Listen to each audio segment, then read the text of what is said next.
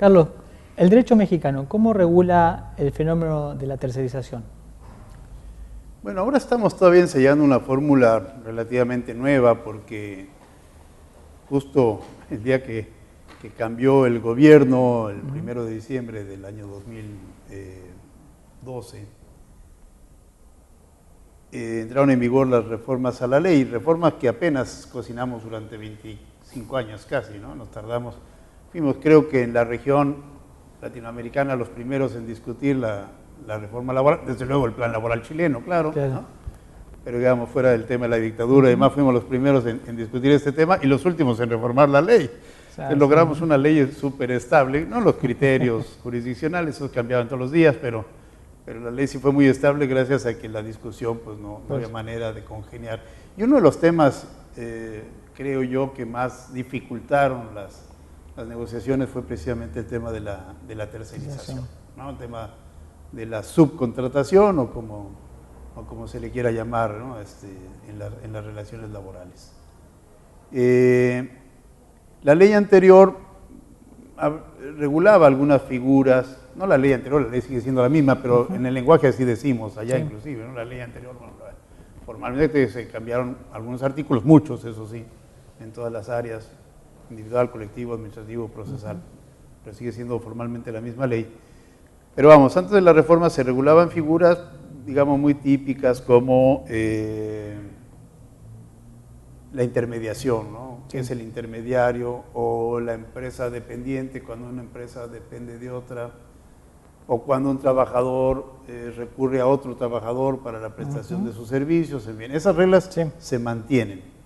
Pero pues quedaba de alguna manera afuera la idea de esta tercerización o esta subcontratación cuando sobre todo la empresa que formalmente acababa prestando los servicios con sus propios trabajadores, pues no era muy claro que tuviera una actividad propia, ¿no? Sino que muchas veces esta empresa era generada por la propia empresa que buscaba por esa vía simplemente no cumplir con sus obligaciones patronales o reducir los costos laborales, ¿no? Entonces yo llegué a conocer casos donde me decían, mira, aquí en esta oficina hay 2 gentes limpiando la oficina, ¿sí? Este señor tiene 30 días de gratificación anual y tiene 20 días de vacaciones al año y tiene una jornada de trabajo reducida, ¿no? Y este otro, bueno, y gana tal salario, ¿no? Y este otro gana el salario mínimo y trabaja 48 horas a la semana y tiene 15 días de gratificación anual, todo lo de la ley. ¿Por qué? Porque este es formalmente mi trabajador y está protegido por la negociación colectiva, la contratación colectiva, y este otro está contratado a través de otra empresa. Y esa otra empresa podía ser realmente una empresa ajena o podía ser una empresa propia. Entonces, finalmente, después de muchas discusiones, quedó una fórmula que primero en su concepto genérico, digamos, me resulta, por decirlo menos, curiosa, ¿no? Porque si concebimos la relación trabajo como clásicamente se concibe, no es que yo suscriba esa idea, como una prestación subordinada de servicios, bueno, al definir el nuevo artículo 15A, la subcontratación, pues habla la Ley Federal del Trabajo de que quien fija las tareas del trabajador y lo supervisa en el desarrollo de sus labores no es necesariamente quien formalmente aparece como su empleador, sino aquel que contrató a este. Entonces sucede que bajo esta idea de la subcontratación parece que el empleador cediera la facultad del poder de mando a un tercero, ¿no? Que va a venir a su casa y le va a decir a sus trabajadores cómo hacer las cosas. Pero esta es la fórmula, digamos, que ha seguido la ley. Y luego nos establece 3 condiciones que me va a permitir leer. Dice, 1, no podrá abarcar la totalidad de las actividades, y luego en una cuestión que nadie entiende, dice, iguales o similares en su totalidad.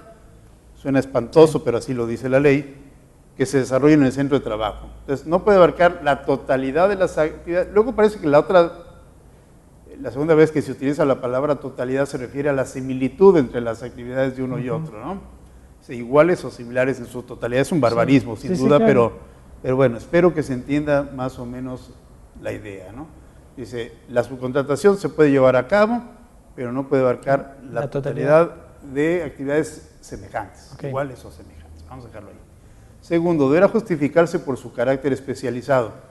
Entonces, aquellas empresas que han proliferado en México, que realmente llegaban y le decían a la otra, oye, pon a todos tus trabajadores en mi nómina, ¿no? Y yo te voy a responder por todas las obligaciones patronales, a cambio de un 20% o qué sé yo de la nómina. ¿Y tú a qué te dedicas? A lo que haga falta. Claro. No tengo ningún problema, mi objeto social es tan amplio como tú lo quieras, porque es prestar servicios a otros. Claro. Entonces, eso estrictamente está prohibido, deberá justificarse por su carácter especializado. Claro. Entonces puede ser una empresa de vigilancia, puede ser una empresa de limpieza, puede ser una empresa de servicios de cibernéticos, de computación, puede ser una empresa de lo que haga falta. No hay ningún límite en ese sentido, pero ciertamente tiene que haber una especialización. La especialización tiene que estar en el objeto del societario, digamos. No puede ser tan amplio como era antes, sino tiene que ser más específico a lo que se dedica. Y no es muy clara la ley si es un tema del objeto societario o si es un tema de la práctica de la práctica. Okay. Yo pienso que los dos. Bien. ¿No? Tiene que ser un tema de la práctica, pero tiene que ser un tema del objeto societario que no puede ser tan amplio como puede ser lo que sea, ¿no? Y tercero, no podrá comprender tareas iguales o similares a las que realizan el resto de los trabajadores del servicio del contratante. Es decir, no puedo estar realizando las mismas tareas en parte con personal propio y en parte con el personal subcontratado. Para evitar esta diferenciación que es. Y para evitar el fraude, donde yo le pago menos al trabajador que contrato a través de un tercero de lo que le pago al trabajador que contrato directamente. Es decir, no violar el principio de a trabajo igual, salario igual o condiciones iguales. Después de muchos pleitos y negociaciones, me parece que la fórmula no es del todo mala, pero no me atrevo a emitir un juicio definitivo hasta que no veamos realmente la aplicación de esta fórmula a casos prácticos, ¿no? Tristemente los juicios en México, sobre todo los buenos juicios, digamos, tardan no menos de 5 años, entonces 4 vamos a decir cuando menos, muchos pasan de 10. Y hoy todavía no tenemos criterios de la Suprema Corte, sí de los tribunales laborales, que tristemente, por cierto, seguimos utilizando el tripartismo, que creo que ya somos el último país sobre la faz de la tierra que recurre a este tipo de tribunales administrativos para resolver los conflictos laborales. Entonces, bueno, las juntas de conciliación y arbitraje sí tienen algunos criterios, pero todavía no hay un criterio claro de la Suprema Corte que acabe de delimitar, digamos, o poner en el caso práctico estas condiciones. Pero en la realidad mexicana la tercerización es un problema. Es un gran problema, sí. ¿Y cómo funcionan los sindicatos frente a eso? Bueno, es que ese es otro gran problema. El sindicalismo en México en un 90%, por decir algo, es simulación.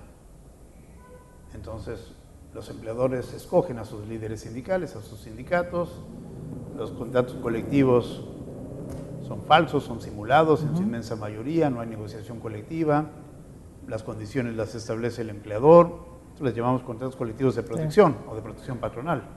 Se cumplen las formalidades de la ley, se registra el contrato colectivo ante las autoridades, pero no hay un verdadero sindicato que proteja a los trabajadores. O sea que no hay presión sindical. No, estos mismos sindicatos pues van a decirle al empleador, oye, está bien, vamos a crear una nueva empresa, pues yo también vamos a hacer otro contrato colectivo en esa nueva empresa, me vas a pagar un poquito más de dinero por estos servicios y todos contentos, menos los trabajadores, claro. Entonces, tristemente no ha habido tampoco una reacción sindical porque hay muy pocos sindicatos que merezcan ese nombre y bueno, muchos de ellos sí se ocupan de que en las empresas en donde tienen sus contratos colectivos de trabajo no haya tercerización o se limite de alguna manera. Dicho sea de paso, yo no creo que la tercerización sea un demonio en sí misma, es decir, en primer lugar toda la vida ha habido tercerización. Yo tengo un despacho que nos dedicamos a prestar servicios jurídicos y bueno, cuando una empresa o un sindicato recurre a nosotros, pues está de alguna manera, estamos siendo tercerizadores, es decir, ¿por qué la empresa no resuelve con su propio departamento jurídico interno estos problemas y recurre a un despacho externo? Claro. Bueno, porque es normal, porque es más fácil, digamos, resolver las cosas así, porque requiere menos inversión. Y bueno, yo no veo ningún problema en que muchas de esas actividades se recurra a un tercero que las puede hacer mejor y económicamente en forma más conveniente. El problema es cuando empiezo a simular y a poner en nombre de terceros actividades que son realmente propias. Me imagino que las empresas mexicanas defienden esta tercerización tan amplia. ¿Lo defienden bajo qué argumento? ¿Bajo que lo hacen más competitiva por la estructura de costos? La reducción de costos, la competitividad de las empresas. Yo creo que esos argumentos se repiten en México, en Argentina o en cualquier país, son exactamente los mismos. Y quedaron muy decepcionados, eso vale la pena decirlo.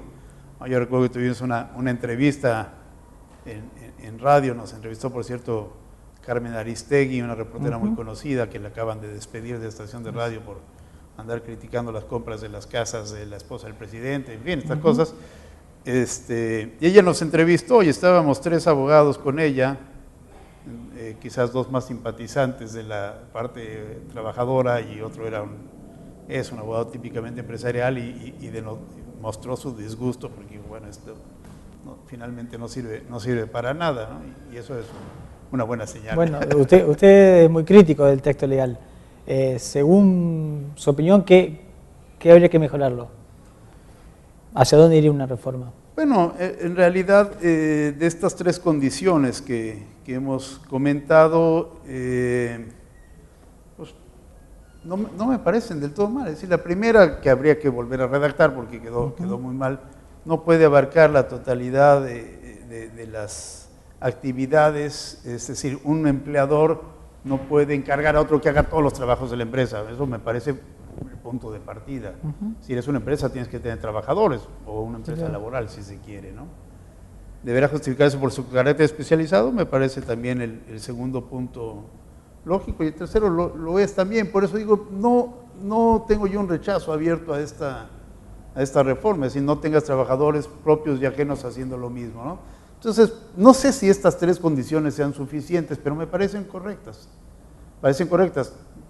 Pongo un poquito más en tela de juicio esta idea de que pueda venir a dirigir, o que yo como, digamos, vamos a llamar empresario, pueda dirigir las tareas de trabajadores que formalmente lo son de un empleador distinto. Eso habría que, es decir, todavía me hace ruido, pues, pero no tengo una idea. Claro, porque a este empleador distinto, ¿qué le quedaría como empleador? ¿Sí? No, voy a poner quizás la industria de la construcción, ¿no? Siempre sea una forma de recurrir a ella para encontrar buenos ejemplos, ¿no?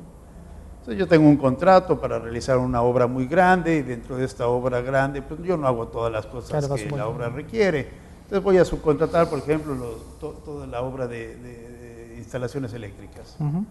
Y recurro a un especialista que se dedique a eso. Y sus trabajadores van a trabajar en mi obra, ¿no? La obra que yo estoy construyendo, ni modo que trabajen afuera, van a venir a instalar los cables y todas estas cuestiones. Y entonces, ¿quién les da las órdenes? Pues normalmente las órdenes se las da quien está a cargo de la obra. Aquí pareciera pues que un tercero, que soy yo, les puedo dar órdenes y puedo supervisar los trabajos.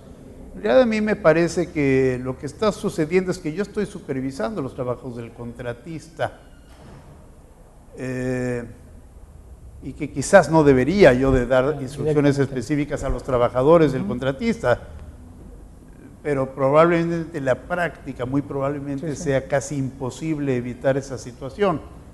Y si yo como empresario tuviese una gran responsabilidad patronal como empleador respecto a los trabajadores del contratista, quizás generaría una situación muy insegura.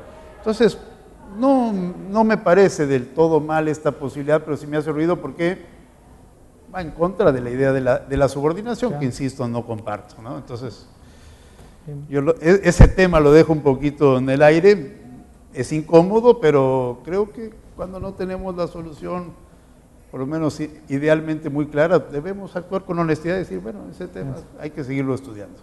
¿Y cómo tiene prevista la sanción, la norma? O sea, las empresas que incurren en violación a la norma, ¿cuál es la sanción prevista?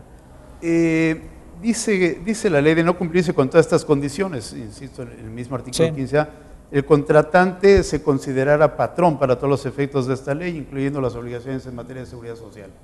O sea, si no cumple con las condiciones, los trabajadores que formalmente lo son del tercerizador, o como se llama, son tus trabajadores. Se lo considera empleador directo. Lo considera empleador directo y al otro, más adelante en otro artículo se señala, en fin, el otro quedaría como solidariamente responsable. Pero el empleador directo es el que da el trabajo y no cumplió con las condiciones para poder subcontratar parte de ese trabajo. Muchas gracias por esta charla. Encantado. Gracias. Gracias.